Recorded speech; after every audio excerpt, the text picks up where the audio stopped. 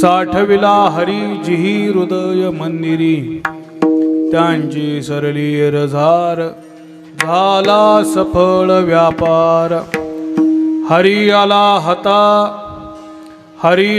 हता मग कैची भय चिंता त्यांची सरली रझार झाला सफळ व्यापार तुका म्हणे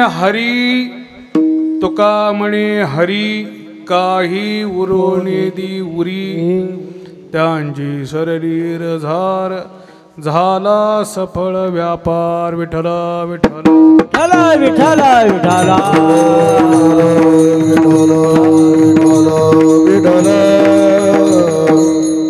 आता केशीराजा हेच विनवणी मस्तक चरणी ठेवितसी योऽन्त प्रविश्य मम वाचमीमां प्रसुप्तां संजीवयत्यखिल शक्तिधर स्वधाम्ना अन्यांश हस्तचरणश्रवणद्वगाद्यं प्राणान् नमो भगवते पुरुषाय तुभ्यं लडिवाळ नामा विठोबाचा दास्तयाचे चरणास दंडवत साठविला हरी जिही हृदय मंदिरी त्यांची सरली रझार झाला सफळ व्यापार प्राप्त प्रसंगी कीर्तन रूपी सेवेकरिता घेतलेला अभंग देहू निवासी जगद्गुरु जगद्वंद्य श्री तुकोबार आहे। या तुकोबारांचा 4 चरणाचा बऱ्यापैकी सर्वांच्या पाठांतरातला आणि या अभंगातून तुकोबार आहे भगवंताच्या प्राप्तीनंतर मनुष्य जीवनामध्ये जे प्राप्त होणारं फळ आहे त्या फळाचं वर्णन करतात।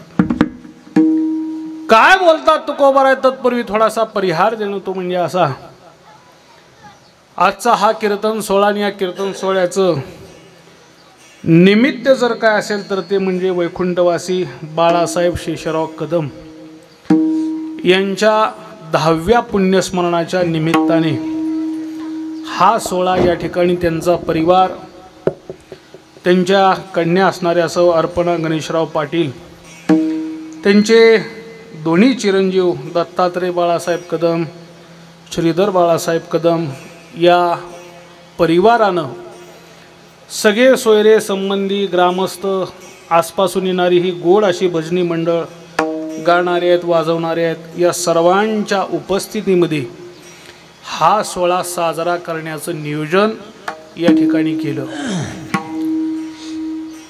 हा सोहळा साजरा करत असताना या सोहळ्यामध्ये आज कीर्तनाचा योग आमचे स्नेही असणारे हपप महादेव महाराज बोराडे यांच्या संबंधातून याच परिवाराचे स्नेही असणारे सोयरे असणारे आमचे हनुमंतराव यांच्या संपर्कातून आजची ही सेवा करण्याचा योग या ठिकाणी प्राप्त झाला।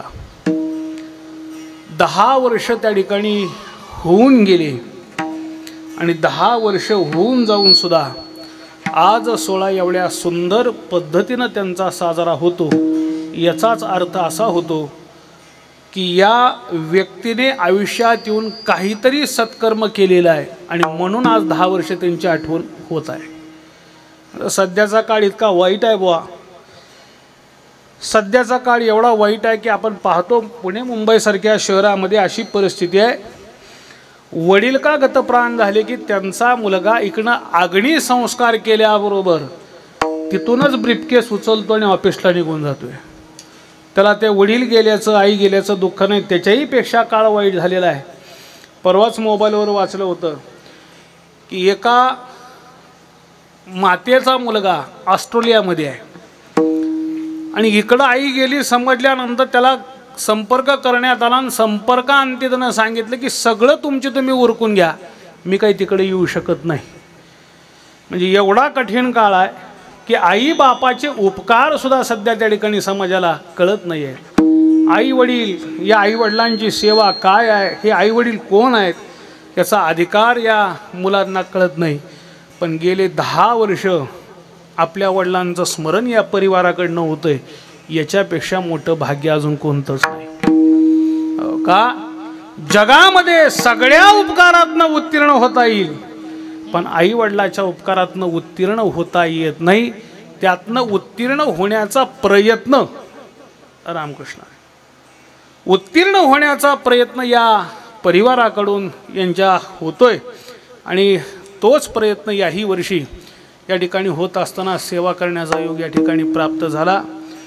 भगवान परमात्मा जशी बुद्धी घालेल अशा पद्धतीनं या ठिकाणी चिंतन करायचं आणि वेळेत सेवा भगवंताच्या चरणी समर्पित करायची.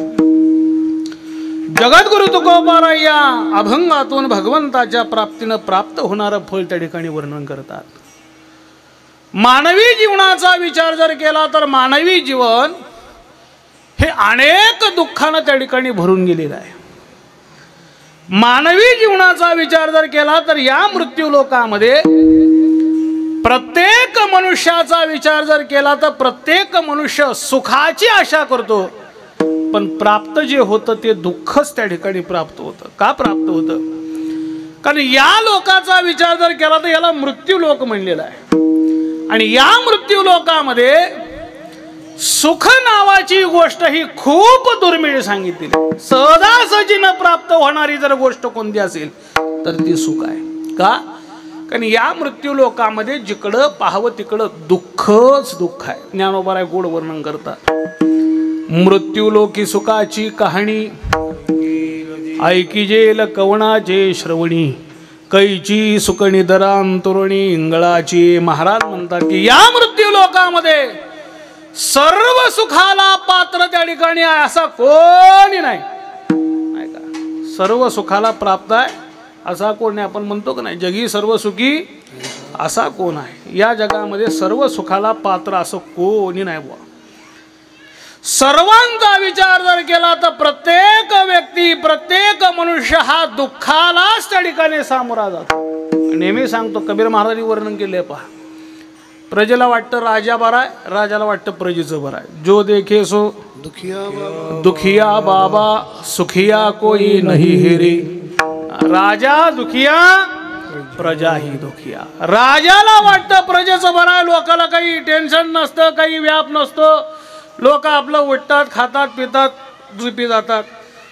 प्रजेला वाटतं राजाचं बरं आहे, काय करावं लागते राजा, निवांत सगळे ऐश्वर्य संपन्न असणारे भोग भोगतोय राजा, राजाचं बरं आहे. पण राजाला माहिती आहे राजाचं काय ते आणि प्रजेला माहिती आहे प्रजेचं काय ते. प्रत्येक मनुष्याचा विचार जर केला तर प्रत्येक मनुष्य दुःखी आहे.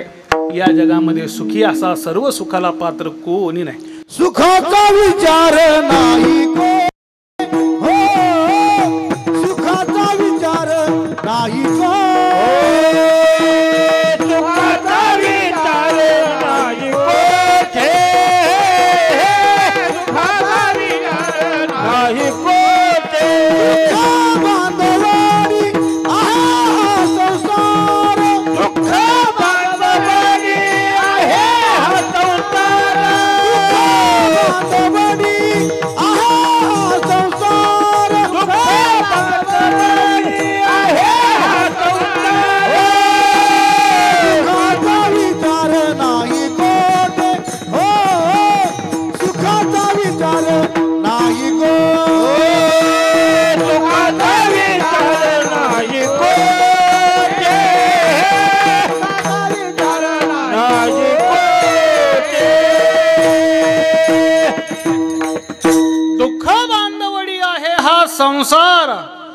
सुखाचा विचार नाही खोटे.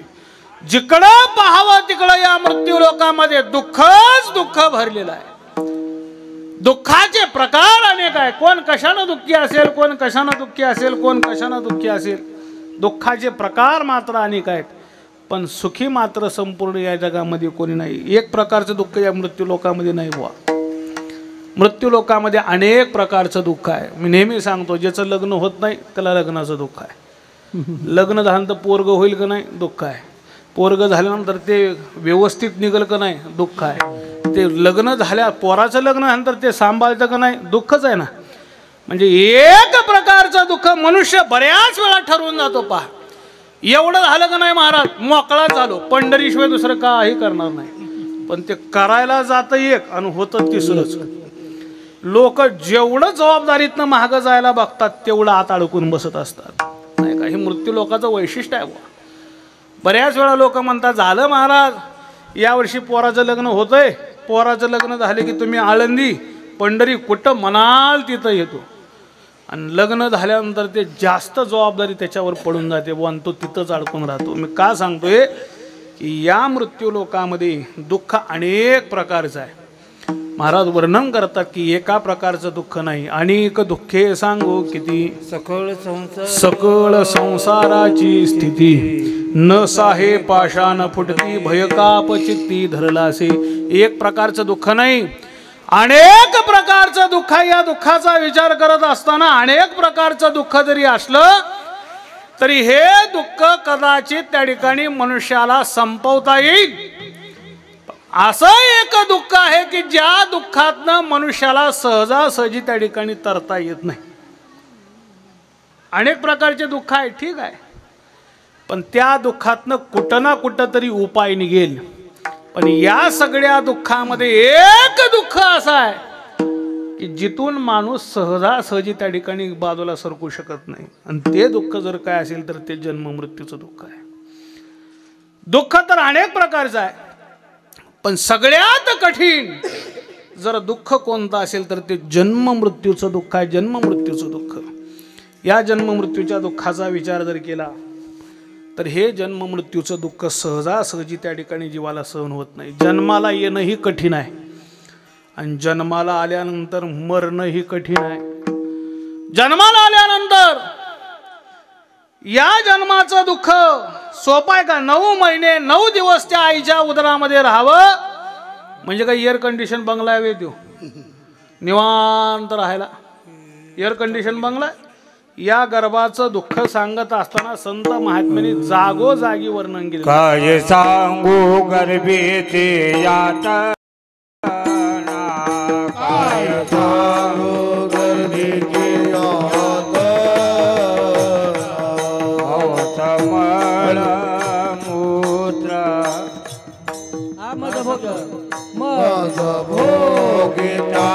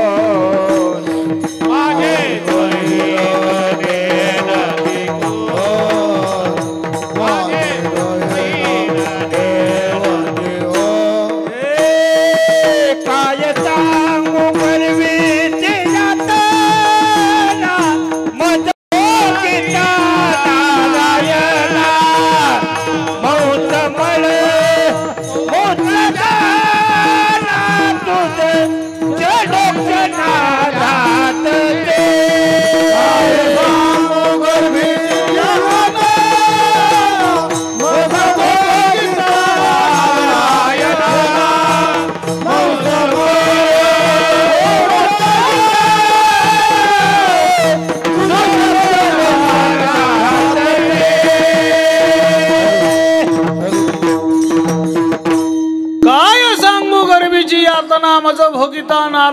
मांस मलमूत्र जाना तुझं क्षणोक्षणा ध्यात असे.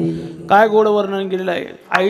आईच्या गर्भामध्ये मानवी शरीराचा विचार जर केला तर हे मानवी शरीर वरून दिसायला चांगला आहे. हो, वरून दिसायला चांगला आहे. बऱ्याच लोकांना अभिमान असतो नाही का, माझ्या एवढा सुंदर मीच म्हणतात लोक, नाही का, गोरापान, माझ्या एवढा देखना, माझ्या एवढा एकदम त्या ठिकाणी सुंदर आमच्या गावात कोणीच नाही म्हणतात लोक. पण लक्षात घ्या, या मानवी शरीराचा वर्ण विचार करण्याआधी या मानवी शरीराच्या आतून काय आहे त्याचा विचार केला पाहिजे. सांगू का, आपल्या घरात एक पद्धत असते. पहा, पद्धत असते. देवळी असो किंवा वरचा जो माळा, तुमच्याकडे काय म्हणतात त्याला, वर आपण ते पोटमाळा काढतो त्याला काय म्हणतात तुमच्याकडे, माळाच म्हणतात. त्या माळ्याच्या आतील किंवा त्या देवळीच्या आतील जे साहित्य ते येणाऱ्या व्यक्तीला दिसू नये म्हणून काय करतात, काय करतात, पडदा लावतात. पाहता ऐक नाही, याचं कारण की मागची जी काही अस्वच्छता आहे, जी घाण आहे ती लोकाला दिसू नये. तसं या मानवी शरीराच्या आतील घाण लोकाला दिसू नये म्हणून हे चांबडं वर्ण घातलेलं आहे. बुवा, या शरीराचा वरून विचार करू नका, या शरीराचा आतून विचार करा. किती घाण आहे हे शरीर. या शरीराचा आतून विचार सांगत असताना आमच्या संत महात्म्यानं सांगितलं की जगामध्ये सगळ्यात घाणेरडी वस्तू कोणती असेल तर ते मानवी शरीर आहे. सगळ्यात घाणेरडी वस्तू या जगामध्ये कोणती असेल तर ते मानवी शरीर. माणसा एवढी घाण नाही अपवित्र शरीर आहे. शरीराचा विचार जर केला तर महाराज वर्णन करतात की याच्या एवढं घाणेरडं या जगामध्ये काही नाही. किती घाण आहे.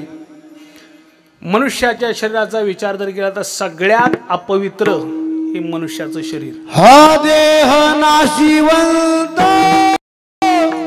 मलमूत्राचा बागा, देह नाशिवंत मलमूत्राचा बागा, वरी चर्म घातले रे मंगल देचा बागा, वरी चर्म घातले रे रुई कीटकाचा साथ,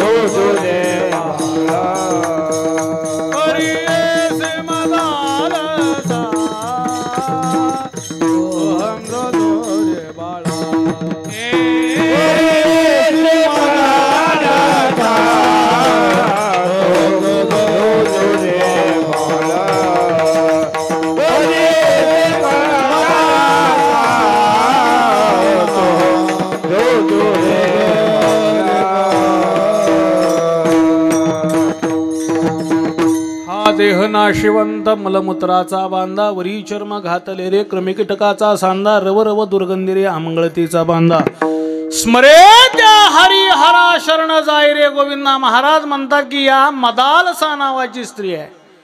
काय संस्कार आईनं मुलावर करावेत याच्यासाठी प्रत्येक आईनं ज्ञानोबारायांनी ही रचलेली मदालसा पाहावी.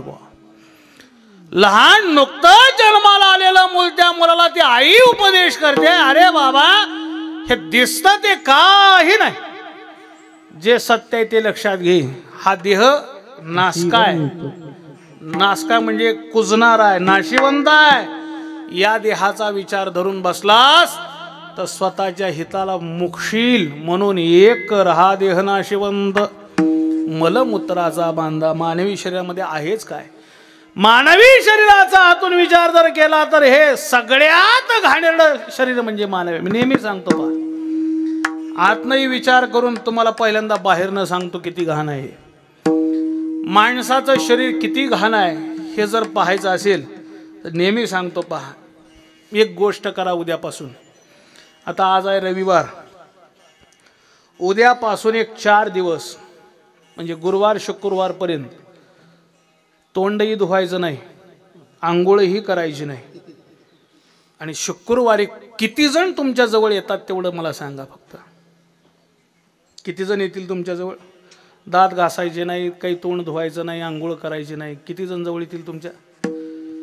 या मानवी शरीराची वरून स्वच्छता रोजच करावी लागते, रोज करावी लागते. कशी करावी लागते पहा ना तुम्ही. जर देह चांगला आहे, सुंदर आहे, मग लोक गरम पाण्यानं आंघोळ करतात. आता गरम पाणी केव्हा वापरतात माहिती आहे का तुम्हाला? आमच्याकडचं सांगतो बरं का, इकडचं मला माहीत नाही. महिला मंडळीला माहिती आहे पहा, ज्यावेळेस एखादं भांडं किंवा फरशी जास्त घाण झाली त्यावेळेस काय करतात? काय करतात?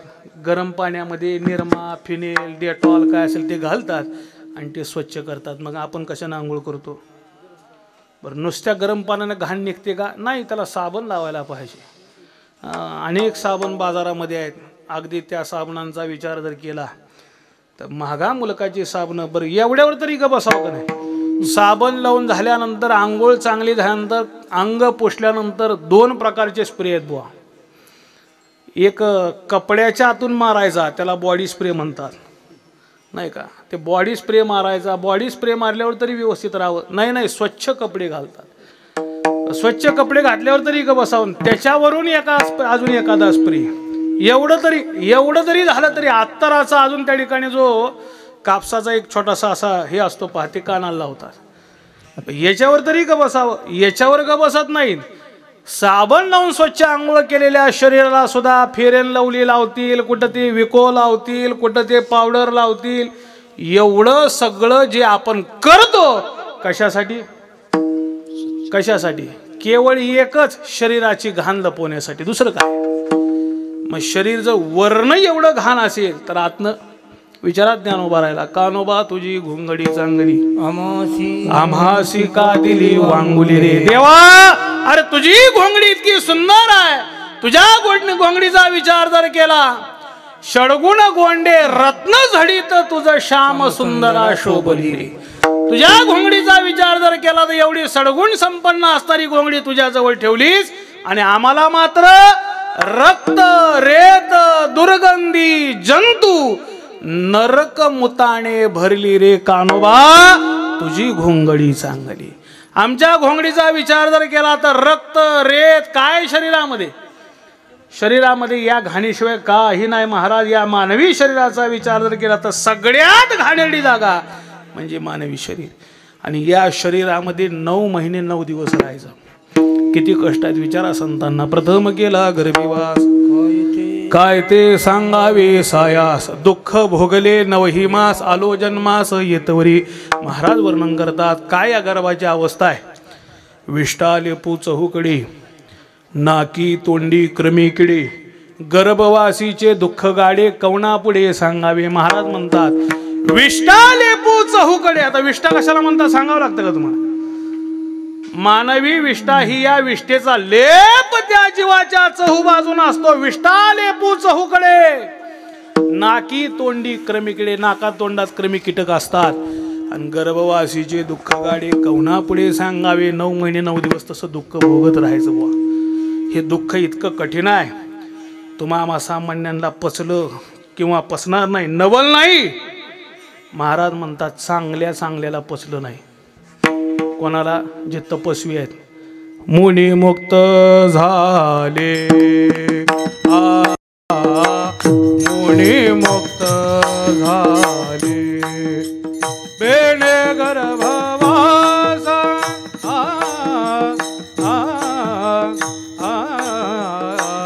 मुनी मुक्त झाले, मुनी मुक्त झाले,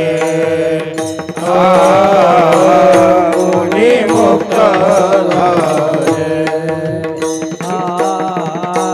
भेने गर्भवासे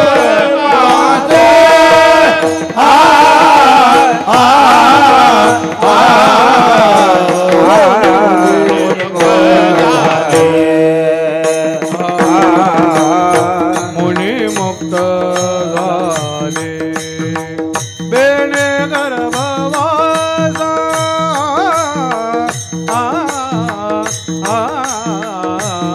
मुनी मुक्त झाले, मुनी मुक्त झाले, लेणे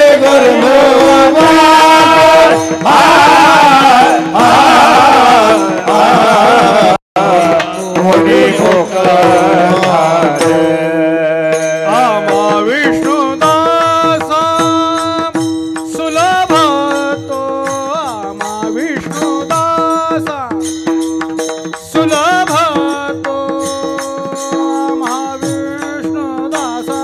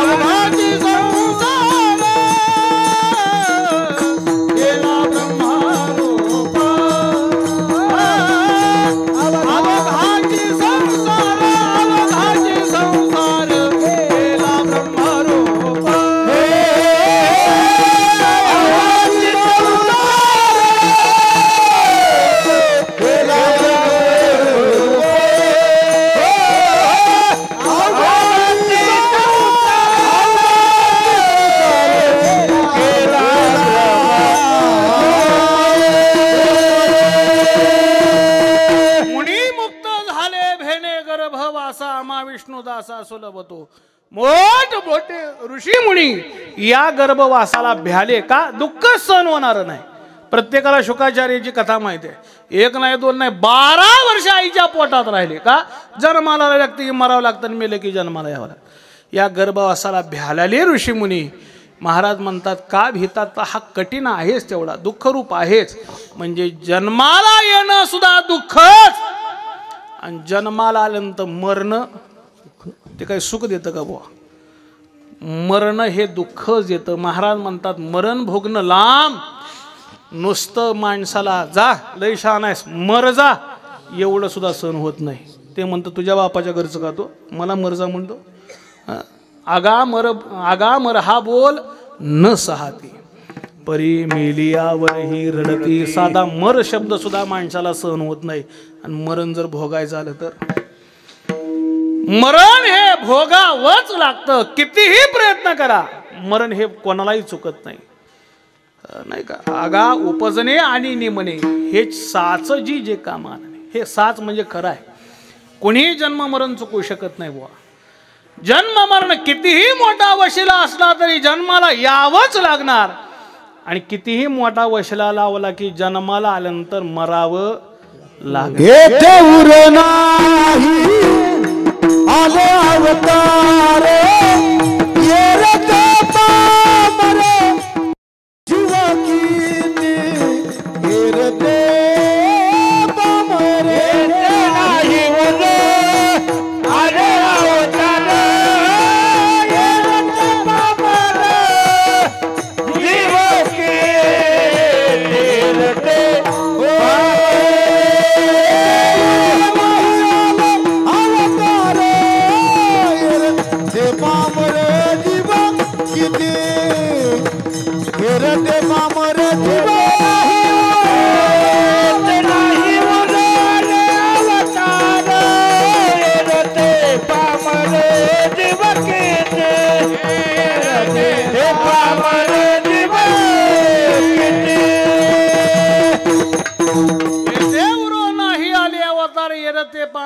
किती मोठमोठे म्हणण्यापेक्षा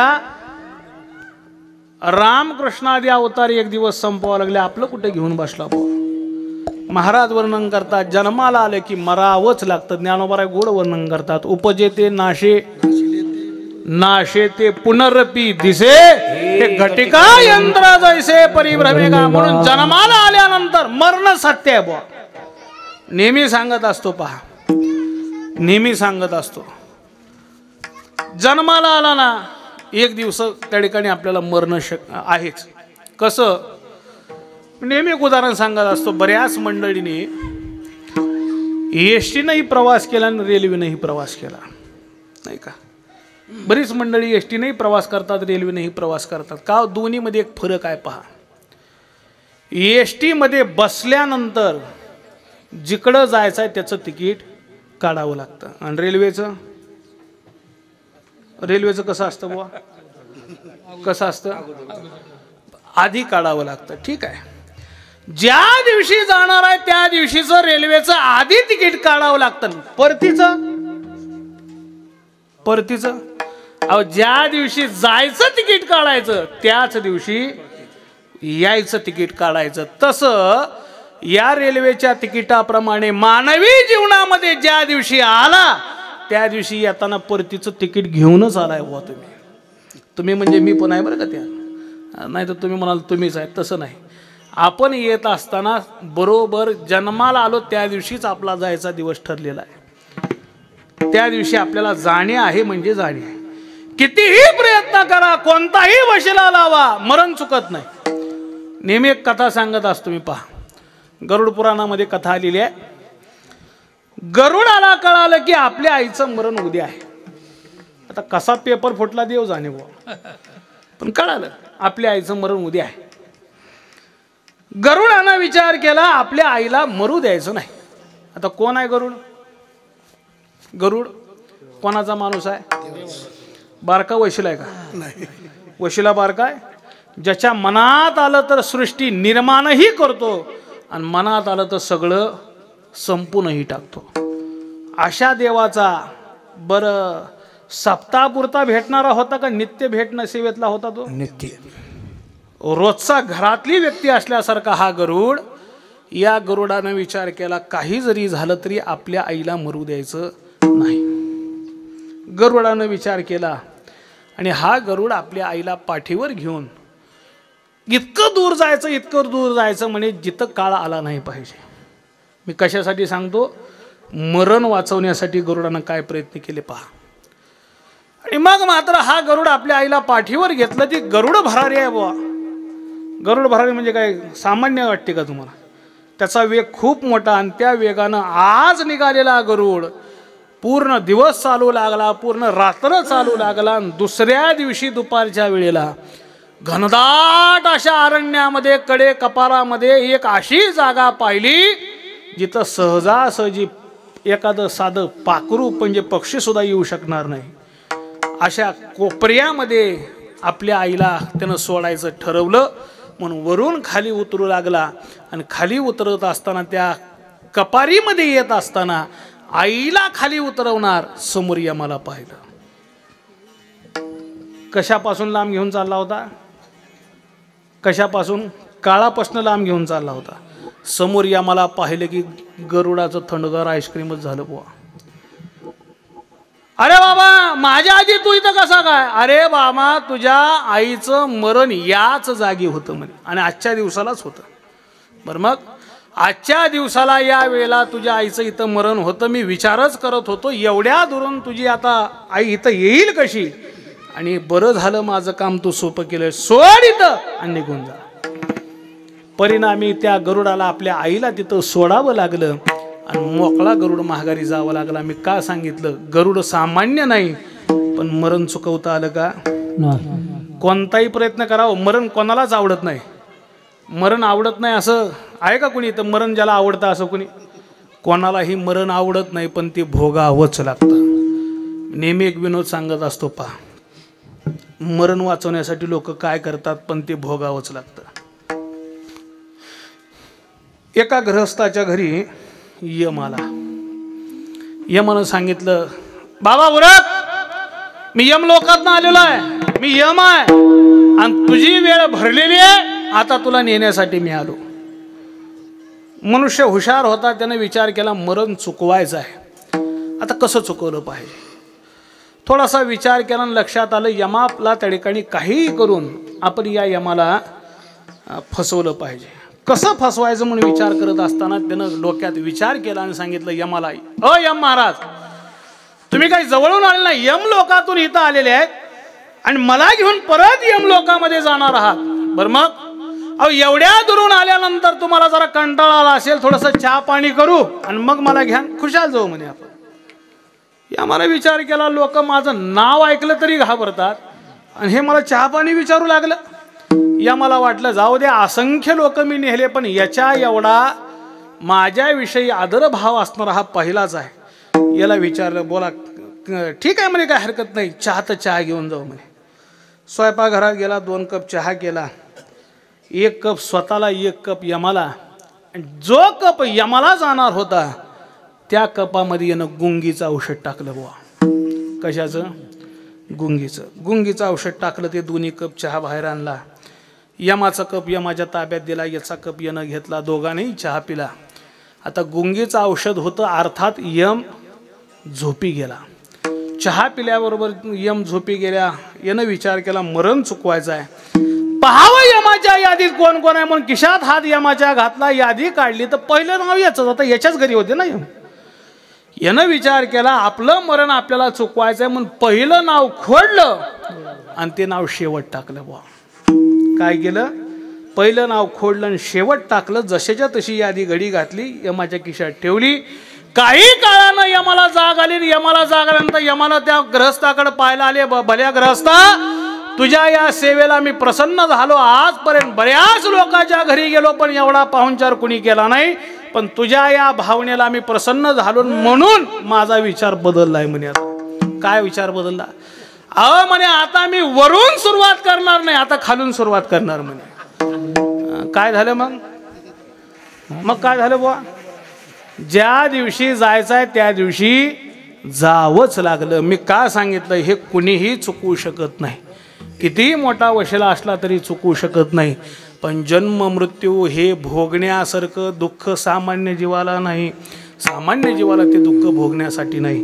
महाराज, हे जन्म मृत्यू जर दुःख आम्हाला भोगायचंच नसेल तर काय करावं लागेल? महाराज म्हणतात त्याला एकच उपाय, एकच उपाय. काय?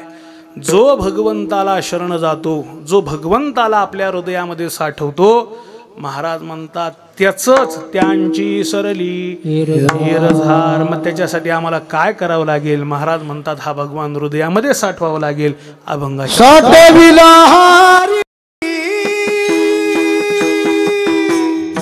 साठविला हरी, ओ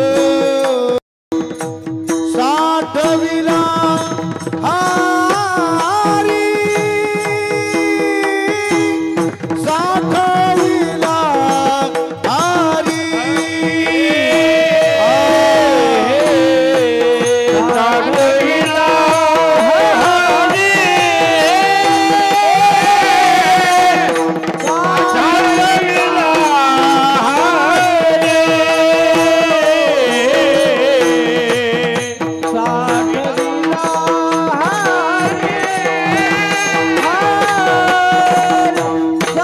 साठविला हरी,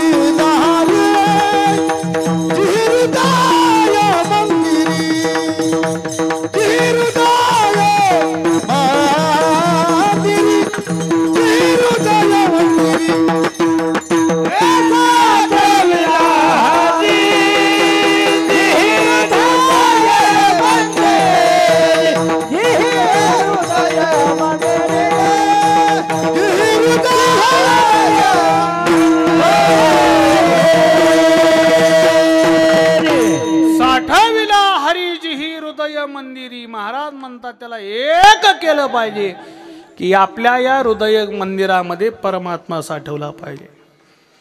साठविला हरी हृदय मंदिरी जी ही हृदय मंदिरी.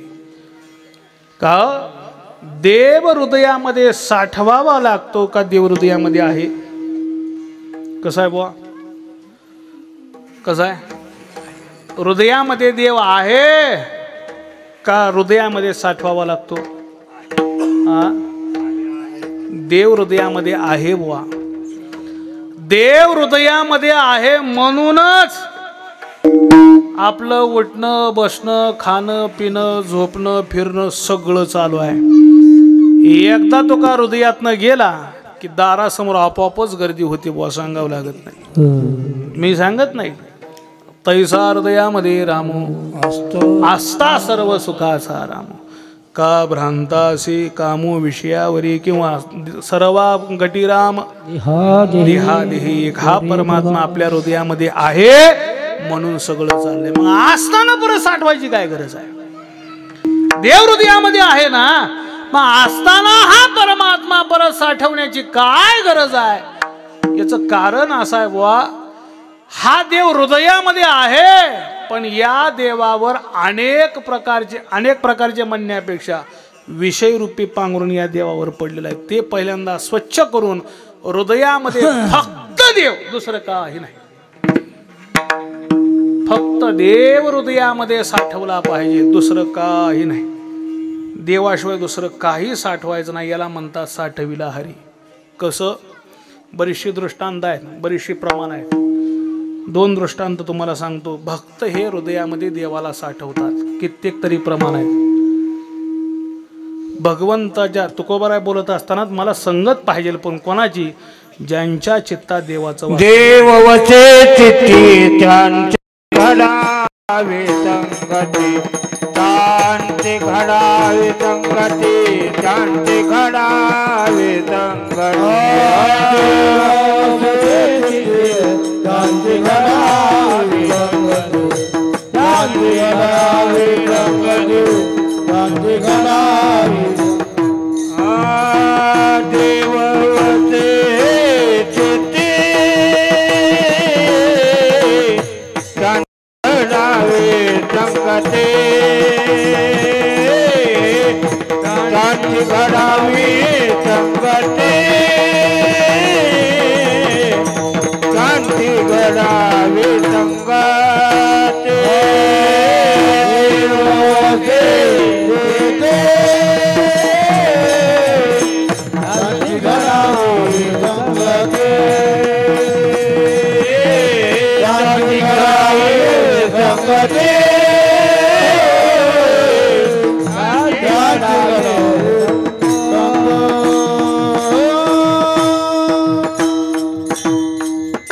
साठविला देव वसे चित्ती त्यांची घडावी संगती. या देवाचं चित्तामध्ये वास्तव्य कसं शक्य आहे? देव काय बारका आहे का? चित्त केवढा आहे?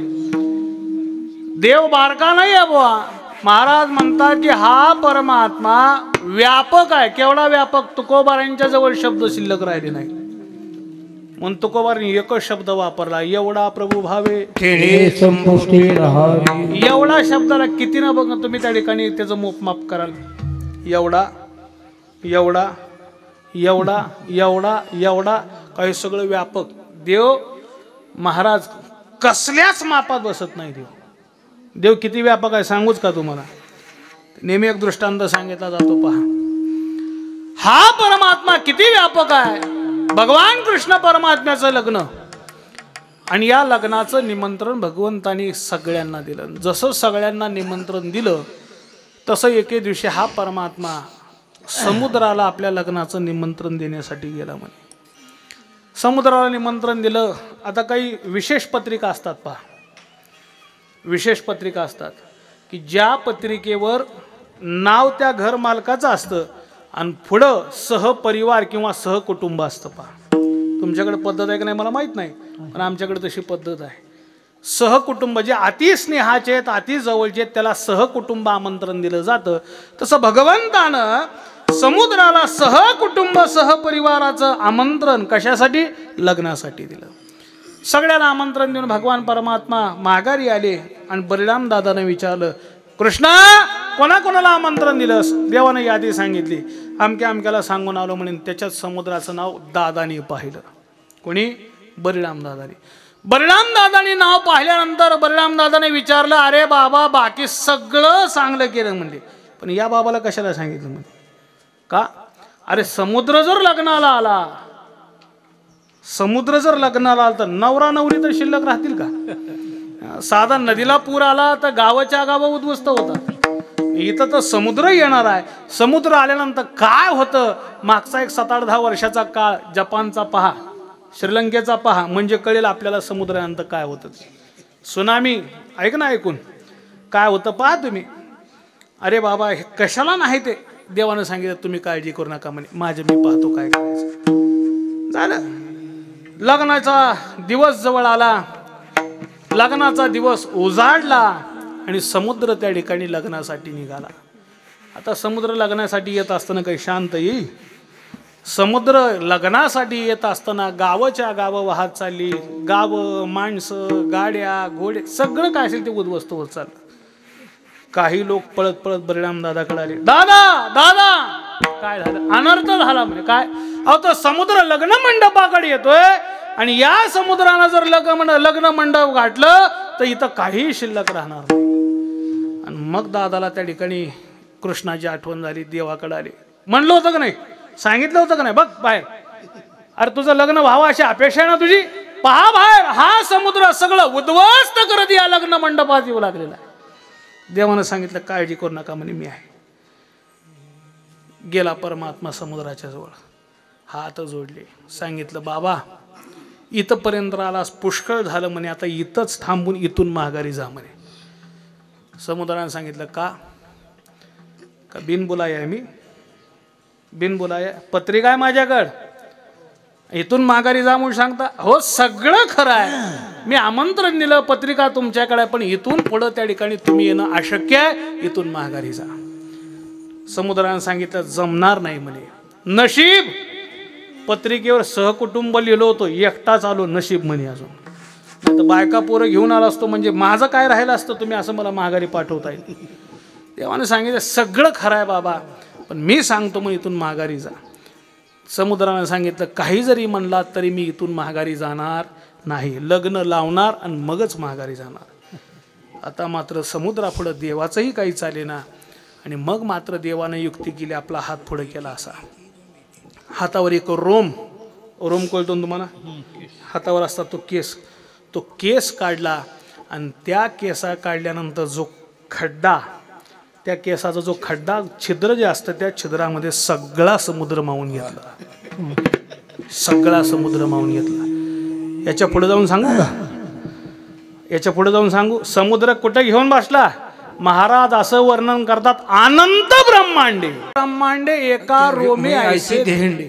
महाराज वर्णन करतात की अनंत ब्रह्मांड, एक ब्रह्मांड नाही, अनंत ब्रह्मांड एका रोमाच्या ठिकाणी बसू शकतात, एवढा परमात्मा. आणि तो हृदयामध्ये साठवायचा. हृदय किती मोठा आहे, किती मोठा आहे हृदय? आपल्या हाताच्या मुठी एवढं हृदय, याच्यापेक्षा मोठा आहे का? एवढा मोठा परमात्मा साठवायचा कसा? महाराज म्हणतात देवाची भक्ती केल्यानंतर तो मोठाही होतो आणि छोटाही होतो.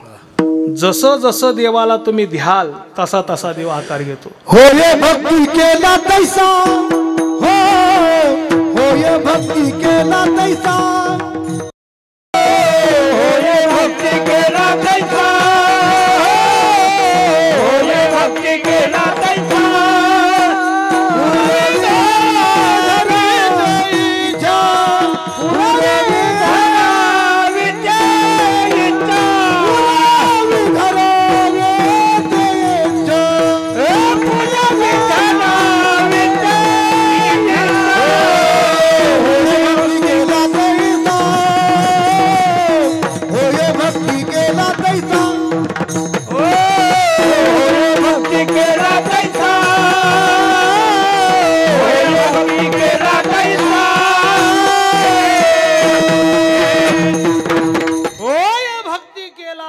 किंवा तुकोबाराय सांगतात पहा, जाणी जाणी जैसे द्यावे, जाणी जाणी द्यावे, जाणी जाणी जैसे द्यावे, जाणी जाणी जैसे द्यावे, जाणी जाणी जैसे द्यावे, जाणी जाणी जैसे द्यावे.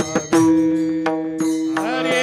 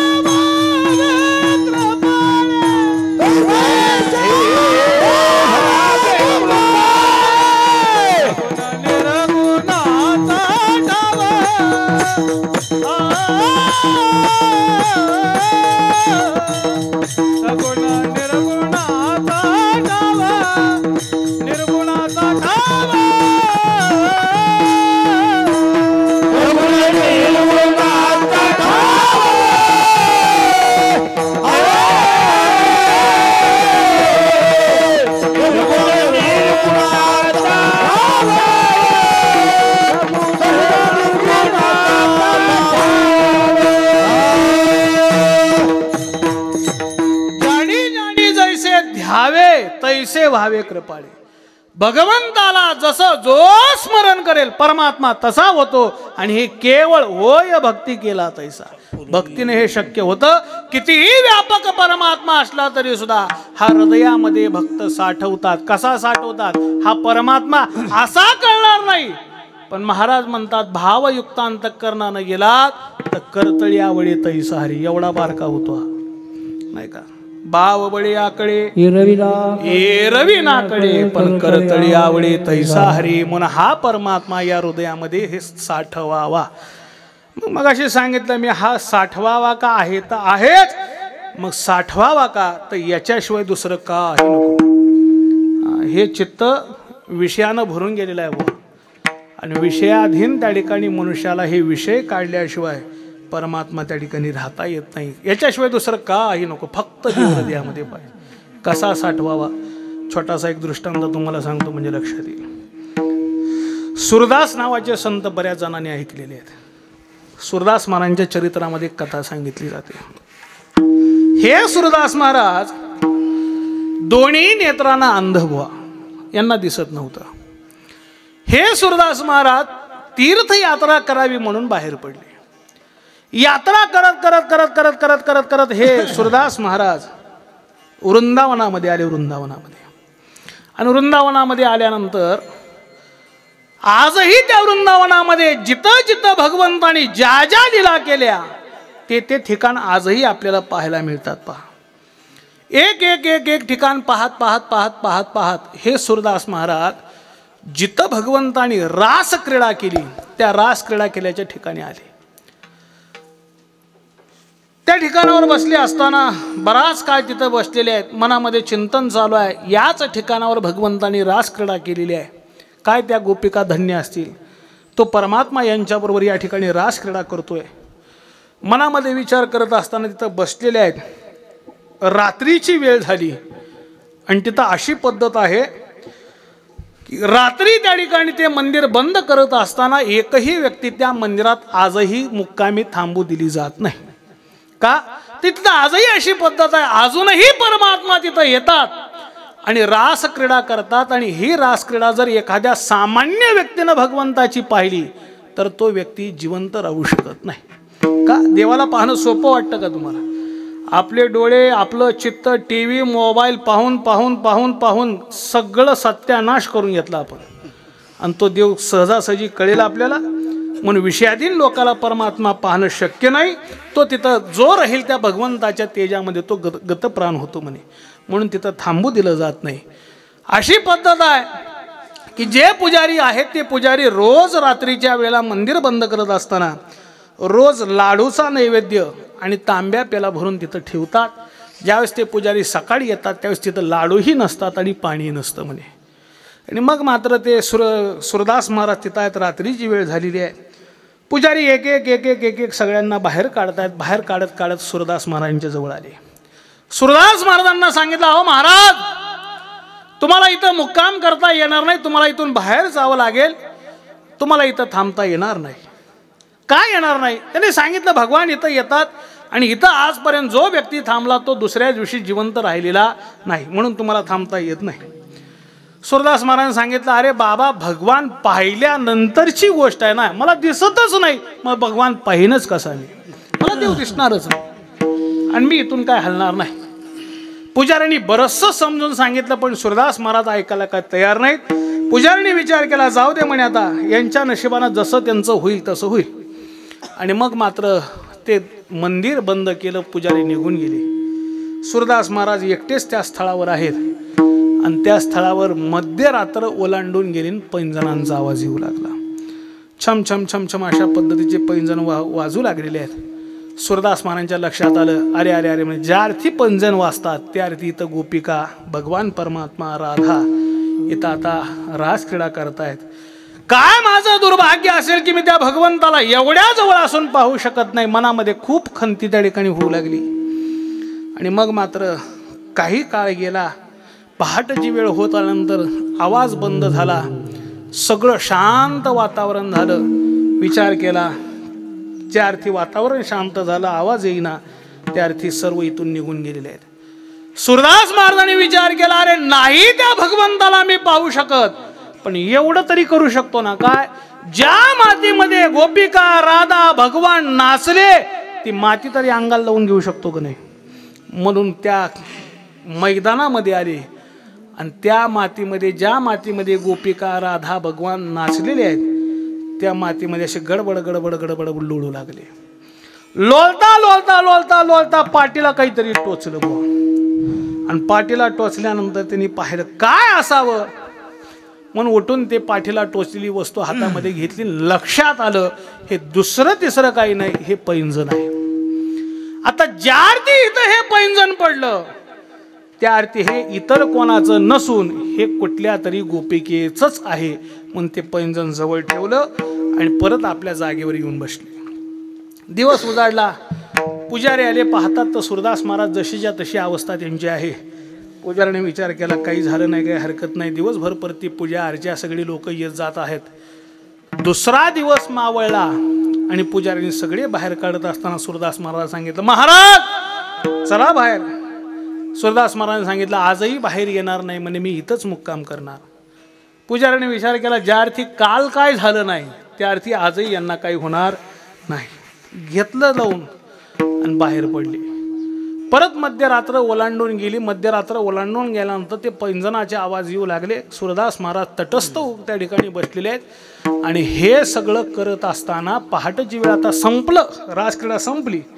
त्यावेळेस राधेनं भगवंताला प्रश्न केला, महाराज, अ देवा, काल या ठिकाणी आपण रासक्रीडा करत असताना माझं पैंजण पडले म्हणे, तेवढं हुडकायला मदत करा. आता भक्ताचं देवाला सगळं ऐकावं लागतं बुवा.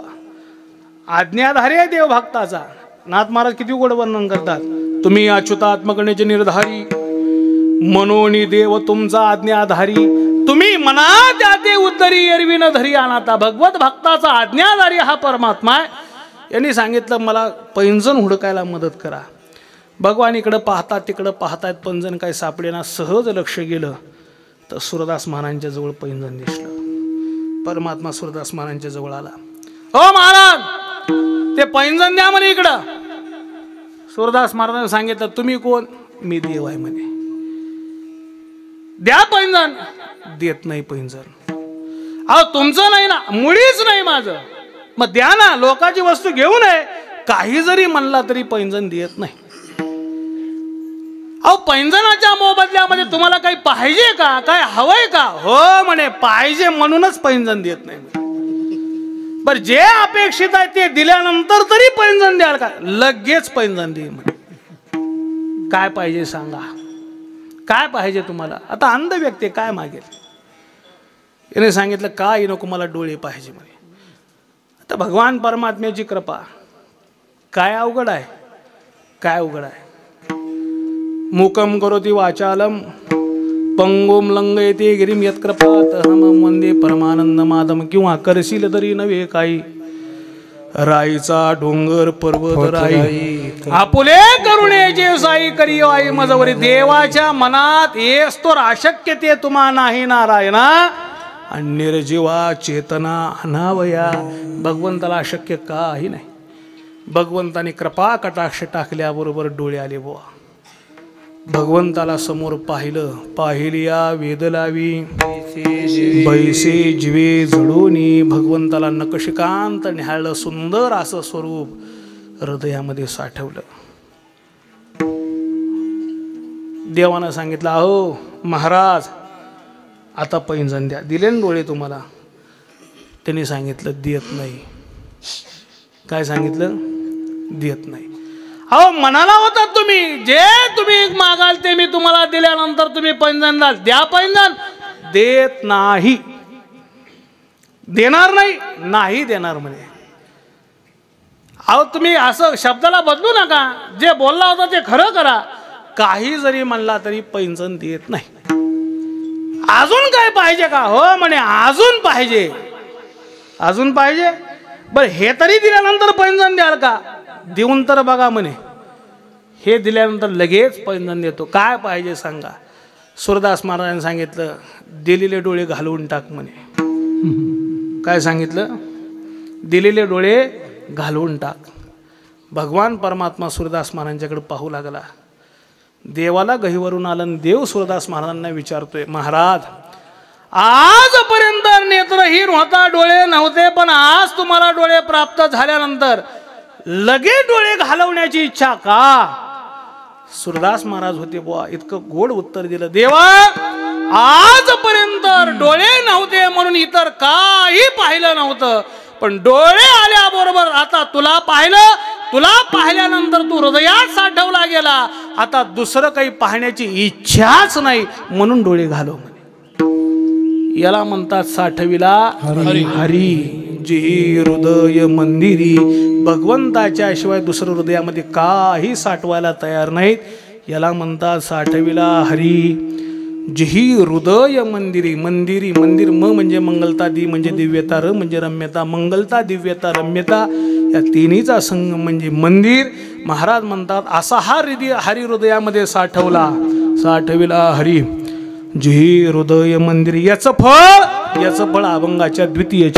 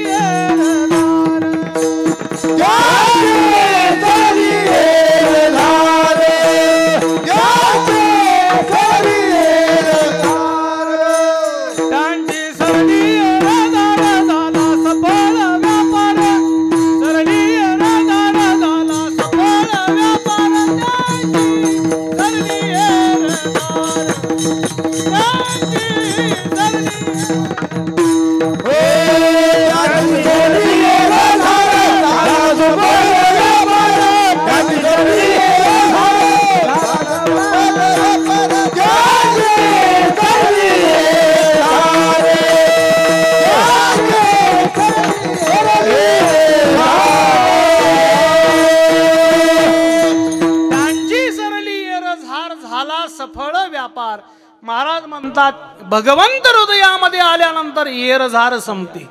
कुठून? अंधलगाव, लातूर, रेणापूर ही येरझार नव्हे बरं.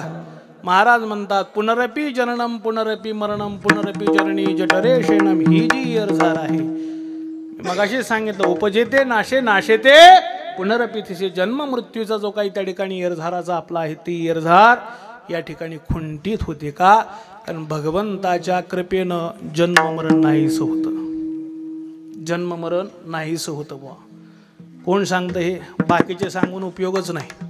स्वतः भगवान सांगतात जो मज येईल अनन्य शरण तयाचे निवारीन मी जन्म मरण या लागी शरणागता शरण मीची एको किंवा येथे एक जलीला तरले जे सर्व भावी मज भजले तया आईलीच धडी सरले माया जाळ बरीचशी प्रमाणात तारू भला पांडुरंग पाव भिजोनी दियांग. हा परमात्मा जन्म मृत्यू शिल्लकच ठेवत नाही. तो का? पंढरीसी गेला आणि पुन्हा जन्मा नाही आला. बरीचशी प्रमाण पाहता येतील.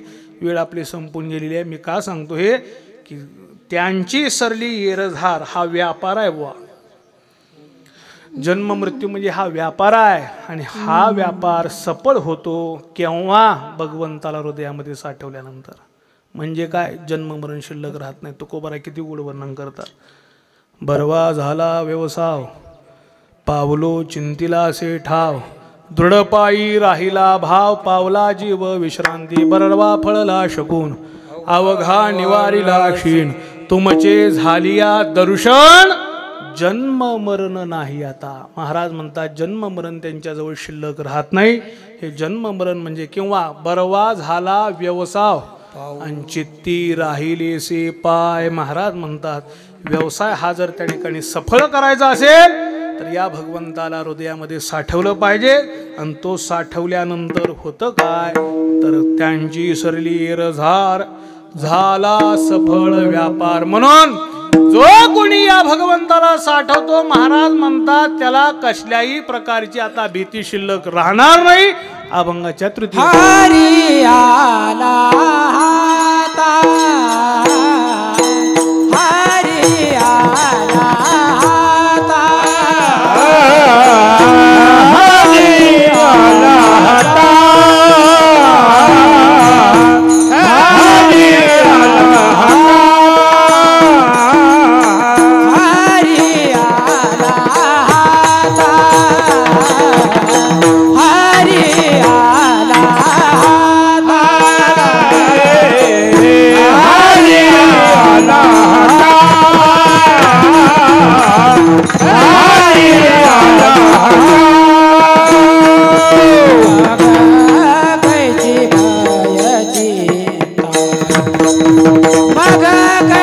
भायची त्याची सरली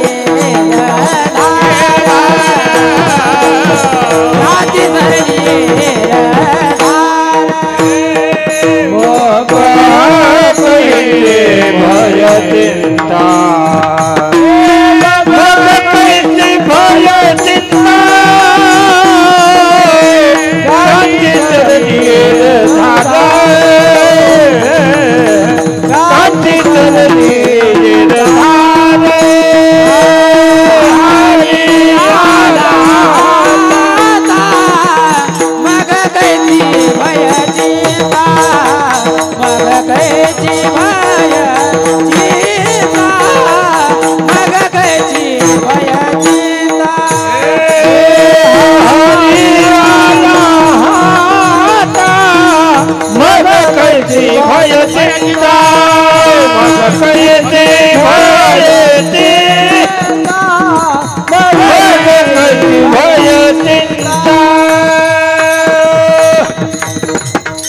हरी आला हाता मग कैची भय चिंता. महाराज म्हणतात एकदा का परमात्मा प्राप्त झाला की भय निरसन होतं. कशाचं भय? माणसाला सगळं त्या ठिकाणी भय एकीकडं आहे आणि मरणाचं भय एकीकडं आहे. कसल्याही प्रकारचं भय आता भय नाही ऐसे वाटे जीवा घडलिया सेवा समर्थाची. हे जन्म मृत्यूचं भय. भय नाही जन्म घेता मोक्ष सुखा हनुलाता तुका म्हणे सत्ता निकट करू सेवेची. महाराज म्हणतात हे जन्म मृत्यूचं भय राहत नाही, कसलीच भय त्या ठिकाणी बाळगायची गरज नाही. आणि चिंता, भय आणि चिंता, हरियाला हाता मग कैची भय मग कैची चिंता. चिंता कोणती?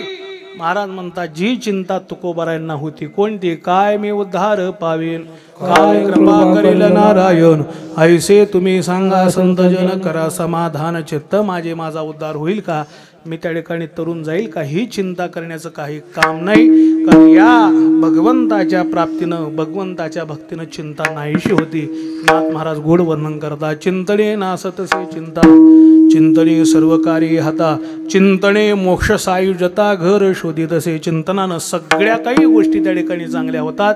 म्हणून भगवंत प्राप्त झाल्यानंतर हरी आला हाता मग कैची भय चिंता. महाराज म्हणतात की कसल्या प्रकारचं भय राहणार नाही. आणि हा परमात्मा सर्व त्या भक्ताचं म्हणजे काहीच शिल्लक त्याला ठेवत नाही. आणि म्हणून तुकोबाराय वर्णन करतात. तुका म्हणे हरी, तुका म्हणे हरी, तुका म्हणे हरी, तुका म्हणे हरी,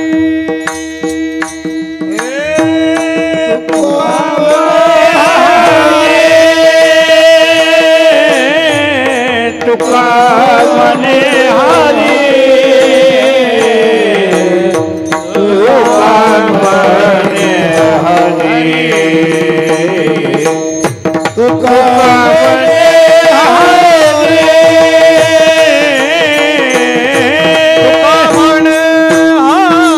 म्हणे हरी, तुका म्हणे हरी, तुका म्हणे हरी, तुका म्हणे हरी, तुका म्हणे हरी, तुका म्हणे हरी,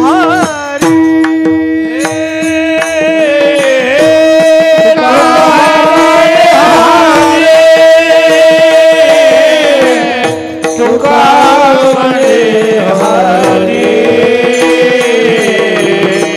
तुका म्हणे हरी, तुका म्हणे हरी, काहे उरो ने देवो रे, काहे उरो ने देवो रे, काही उरो ने देवरी, हरी काही उरो ने देवरी, काही उरो ने देवरी, काही उरोने देवरे. त्यांची सरली रदार, त्यांची सरली रदार, त्यांची सरली रदार, त्यांची सरली रदार, काही उरोन देवोरे, काही उरोन देवोरे, काही उरोन देवोरे, काही उरोन देवोरे, काही उरोन देवोरे, काही उरोने देवरे, त्यांची सरली रदार, त्यांची सरली रदार, त्यांची सरली रदार, त्यांची सरली रदार, तुका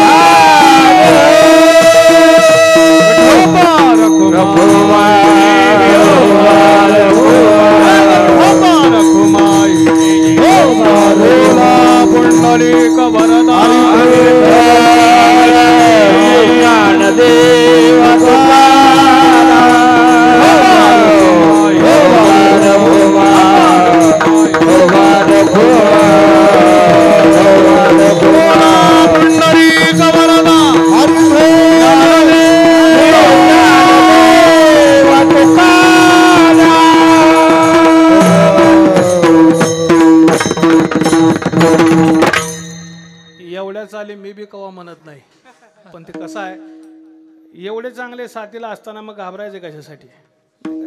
जसं वेळ मिळेल तसं काही म्हणत जायचं. एवढे सुंदर गाणारे आहेत, वाजवणारे आहेत, सिस्टीम चांगली आहे. 10-15 मिनटं इकडे इकडे चला. आणि तुमच्यासारखं मला येतही नाही काय. तुम्ही आता तयार माणसं आहात, सगळे त्यात निष्णात आहात, प्रवीण आहात. आमचं आपलं येडं बागडं कसं तरी आपलं चला.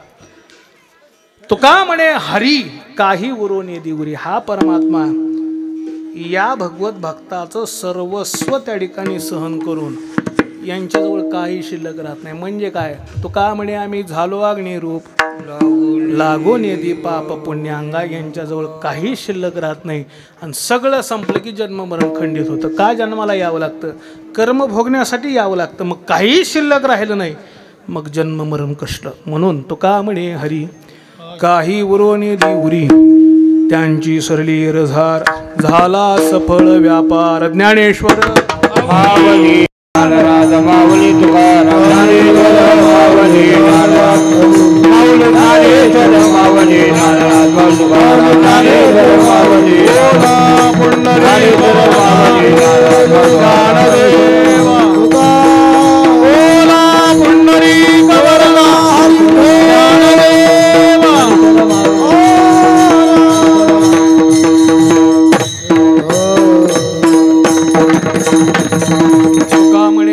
काही वरोने दिवरी. त्यांची शरीर धार झाला सफळ व्यापार. कीर्तन सेवा झाली. झालेली सेवा केशवराज नामदेवराय हनुमंतरायाच्या चरणी सकल संतांच्या चरणी अर्पण करून सेवेला पूर्ण विराम द्यायचा. या कार्यक्रमाचं या कीर्तनाचं काय नियोजन आहे? सुरुवातीला सांगून गेलो वैकुंठवासी बाळासाहेब शेषराव कदम या ठिकाणी यांचा हा 10वा पुण्यस्मरण सोहळा आहे. सध्याचा काळ हा खूप विचित्र आहे. मी सुरुवातीला सांगून गेलो की कोणी कोणाला त्या ठिकाणी विचारायला तयार नाही, पण 10 वर्ष त्या ठिकाणी यांचं स्मरण या ठिकाणी यांचा परिवार करतोय. ह्या गोष्टी का करायच्या असतात? नवीन जी सुशिक्षित पिढी आहे या लोकांना असं वाटतं विनाकारण ऐक नाही, गेलेला मनुष्य तर गेला, उगाच त्याची आठवण काढायची, एवढा मंडप, एवढा सोहळा, एवढं काय असेल ते अन्नदान, पैसे वायपट खर्च आहे असं त्यांना वाटतं. पण लक्षात घ्या, पुण्यस्मरण, श्राद्ध, महाळ हे विधी का करावेत? शास्त्रानं असं सांगितलेलं आहे बुवा, गेलेल्या व्यक्तीला त्या ठिकाणी पुढची गती सोयीस्कर व्हावी म्हणून हे विधी करावे लागतात, नाही का? पुढची जो काही मार्ग आहे त्यांचा तो मार्ग सोयीस्कर व्हावा.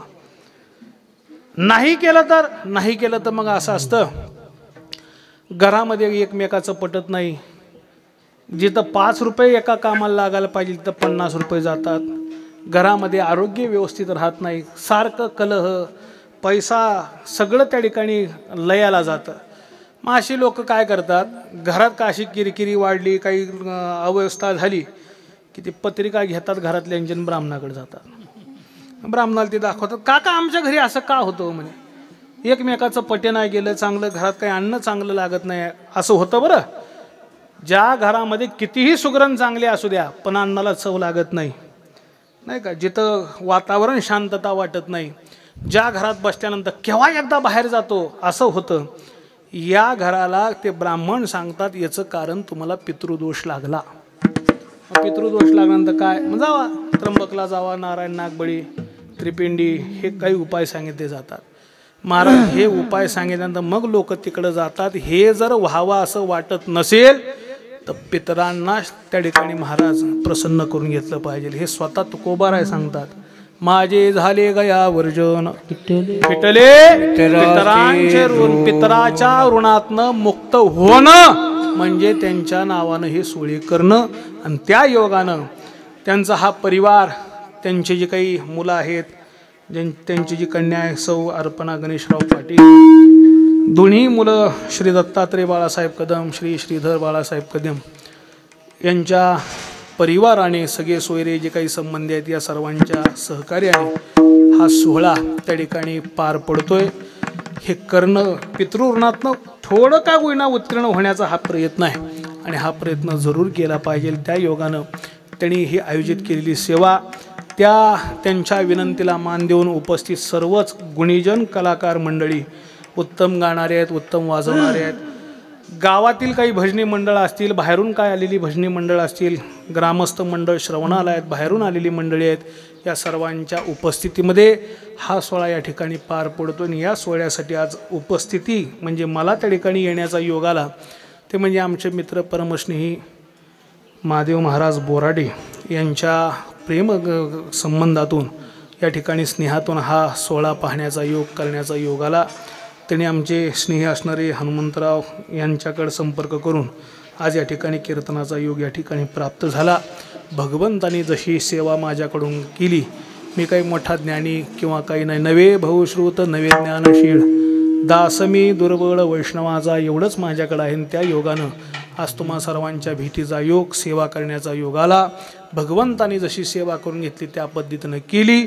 झालेली सेवा त्यांच्या चरणी अर्पण करून सेवेला या ठिकाणी पूर्ण विराम द्यायचा. नामदेव जनाबाई, नामदेव जनाबाई, नामदेव जनाबाई, नामदेव नामदेव जनाबाई, नामदेव जनाबाई, बोला पुंडली कवरदारी नामदेव जनाबाई, नामदेव जनाबाई, बोला पुंडली कवरदारी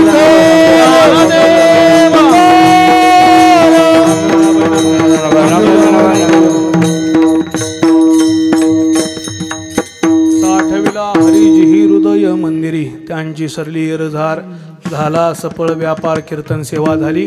जाता जाता एक छोटीशी सूचना सांगावी अशी वाटते म्हणून सांगतो की हा येणारा जानेवारी महिना तुम्हा आम्हा भारतीयांसाठी खूप खूप खूप खूप महत्त्वाचा आहे, खूप आनंदाचा आहे, खूप भाग्याचा आहे. याचं कारण जर काय असेल तर याचं कारण म्हणजे येती 22 जानेवारी 2024 या दिवशी प्रभू रामचंद्राचं मंदिराचं त्या ठिकाणी महाराज जे काय असेल तर लोकार्पण सोहळा आपल्या देशाचे प्रधानमंत्री मोदी साहेबांच्या हातून त्या ठिकाणी होणार आहे.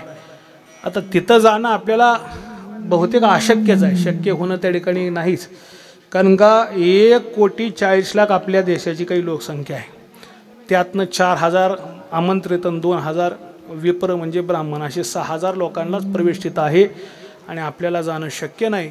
पण तिथं जरी जाणं शक्य नसेल तरी आपल्या घरात राहून का होईना आपण तो सोहळा साजरा करावा. आणि या योगानं 22 जानेवारीच्या दिवशी आपल्या घरामध्ये जसं आपण दिवाळीचा सोहळा साजरा करतो, घरासमोर कंदील लावा, सड्या रांगोळी करा, तोरणं लावा, गुढी उभा करा, घरामध्ये काही गोडधोड त्या ठिकाणी करा आणि तो सोहळा सर्वांनी आपलं कर्तव्य बुवा. आज त्या दिवसासाठी मागं अनेक लोकांनी आपला जीव दिलेला आहे, तिथं आपलं रक्त सांडलेलं आहे. तेवढं तरी आपल्याला करणं आता शक्य नाही. पण त्यातनं थोडंसरी आपलं काहीतरी खारीचा वाटा ज्याला म्हणतात त्या योगानं हा सोहळा प्रत्येक त्या ठिकाणी भारतीयांनी आपल्या घरामध्ये साजरा करावा एवढीच त्या ठिकाणी तुमच्या जवळ विनंती करतो आणि सेवेला पूर्ण विराम देतो. तुकाराम तुकाराम तुकाराम